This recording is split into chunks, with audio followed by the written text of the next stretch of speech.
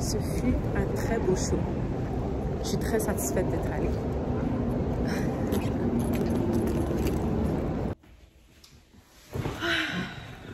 Ok, alors me voilà de retour à la maison. C'était vraiment un bon show. Je suis très contente d'être allée. Aujourd'hui, je me suis dit, tu sais quoi? Je vais aller voir un show parce que je me sentais complètement sèche. Sèche à l'intérieur. Alors, je suis allée voir ce show de Basquiat à Montréal qui se passe au Musée des Beaux-Arts, puis je le regrette vraiment pas. Alors, petit review. Le show m'a vraiment inspirée du sens que comment Basquiat est montré, comment on le portrait, c'est vraiment, il a l'air de quelqu'un de super dynamique, il avait l'air d'un artiste qui vivait, puis pas vivre du sens fêtard ou whatever, mais plus du sens parce qu'il vit ses émotions. Il avait l'air de vraiment vivre chaque instant. Il y avait une partie vraiment où est-ce que c'était ses œuvres peinture. Puis il y avait l'autre aspect où est-ce que c'était son aspect musique puis ses inspirations de jazz. Puis j'ai trouvé ça super inspirant parce que, tu sais, des fois on regarde un artiste peindre puis on est comme, oh, son mouvement, tu sais, les mains, les mouvements. Puis il y a un quote en particulier dans le show où un mot qui est écrit sur le mur qui disait « Tu vois les sons ». Tu entends les images? En tout cas, bref. Alors, j'ai juste comme si souligné quelques aspects que j'ai trouvé super cool. Et je vais aussi intégrer quelques œuvres pour que vous puissiez voir un peu les éléments à la lumière, que je vais mettre à la lumière. Ok. Maintenant, parlons de son style, ok? Alors, son style. Quand je regardais les œuvres dans le musée, ce qui me venait vraiment en tête, c'est sloppy. Comme il a l'air vraiment gaffeux. Il m'a l'air de quelqu'un aussi qui est, ben son art du moins, m'a l'air d'avoir des informations cachées. Les structures, ça a l'air structuré, organisé, malgré que le tout semble gaffeux. Puis, c'est très raw, très expressif aussi. Maintenant, en termes de forme, les formes que j'ai remarquées qui revenaient souvent dans ses œuvres. Donc, on a beaucoup de lignes verticales principalement. Même quand il utilise des toiles horizontales, il les sépare avec des lignes verticales. En tout cas, mais ce côté vertical ressort toujours. À un point où est-ce qu'il y a une peinture où est-ce qu'il y avait des lignes horizontales, puis ça m'a vraiment frappée. J'ai fait « Oh my God, ok ». Vraiment vertical, c'est comme son style. À un point où est-ce que quand tu remarques des lignes horizontales, t'es impressionné. En tout cas, j'étais impressionnée. Il y a aussi beaucoup de carrés ou de rectangles, comme beaucoup de 4 coins. On s'entend que les toiles sont généralement 4 coins. Sinon, pour lui, je trouvais dans les formes des visages ou sinon... tu retrouves toujours un carré dans ces toiles. Toujours, il y a toujours des carrés. Toujours dans les formes, beaucoup de lettres. Je trouve que ça rajoute un peu aussi au fait que, comme on dirait, des informations cachées. Maintenant, en termes de couleurs, il utilise beaucoup, sa palette de couleurs est quand même variée, mais les couleurs, j'ai l'impression qu'il ressort le plus dans ses peintures, c'est le rouge et le bleu. À chaque fois que je regarde ses peintures, le rouge, c'est comme la couleur qui frappe, et le bleu, c'est la couleur qui frappe. C'est comme s'il les intègre dans une façon où est-ce que tu peux pas ne pas les remarquer. Malgré qu'il utilise du jaune ou d'autres couleurs, c'est comme toujours ces couleurs-là qui, pour moi, frappent.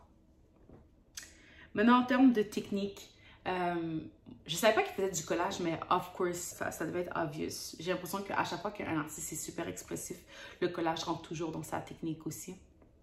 Donc, technique, utilisation de collage, le son. Puis le son, ce que j'ai trouvé intéressant, c'est que oui, il aime la musique, il aime le piano, mais le son venait aussi dans ses peintures en forme d'onomatopée. Donc, je trouvais ça vraiment drôle. Ok, ouais, utilisation de peinture, obviously. Donc, il utilisait beaucoup d'acrylique et de huile aussi mélangée. Comme ces toiles, j'ai remarqué, contenaient les deux dans une toile. L'écriture, bien sûr. Donc, il utilisait des mots comme des phrases. Des fois, j'avais pas toujours l'impression de les comprendre. Mais je sais pas si c'était dû pour être compris, mais l'utilisation des phrases était là. Puis, bien sûr, on peut dire aussi même graffiti, vu que c'était un artiste qui faisait des graffitis aussi. Donc, ça doit être une des raisons. Il utilise beaucoup aussi l'histoire. J'ai l'impression que ses peintures, c'est comme une histoire. Comme à chaque tableau ou chaque élément, ça te raconte une histoire. Mais c'est comme si c'est une histoire qui est soit pas dit au complet ou sinon que tu dois déchiffrer ou sinon qui laisse place à l'imagination. Donc, j'ai trouvé ça intéressant. J'aime beaucoup, je pense, les œuvres qui laissent place à l'imagination parce que des fois, voir les choses trop comme directes sont un peu plates. Puis, je trouve que ça rajoute à l'intrigue du morceau. Puis, ça te fait ça fait que ça devient une expérience au lieu d'être comme de l'information legit. En termes de symboles, les symboles que j'ai vraiment remarqué qui revenaient souvent dans ces toiles, qui m'intriguent, du moins qui ont vraiment piqué mon attention, c'est les yeux. Les yeux sont faits de façon très... comme si tu te forces pas là. Il a juste vraiment fait un ovale, puis tu sais, voilà tes yeux. Donc, je trouve ça vraiment... Moi, ça me frappe. Maintenant, un autre symbole qui revient souvent, qui m'a frappé, c'est le E, la façon dont il fait ses E. C'est vraiment 3 lignes. Ouais, ça rajoute quelque chose, je sais pas pourquoi il est fait comme ça, mais je pense que c'est définitivement sa signature, les lignes. La couronne aussi, il y a toujours une couronne qui revient, puis la couronne est placée des fois sans mots, mais des fois il y a des mots, comme tu vas avoir la couronne, puis il va y avoir un nom en dessous, sinon un mot quelconque.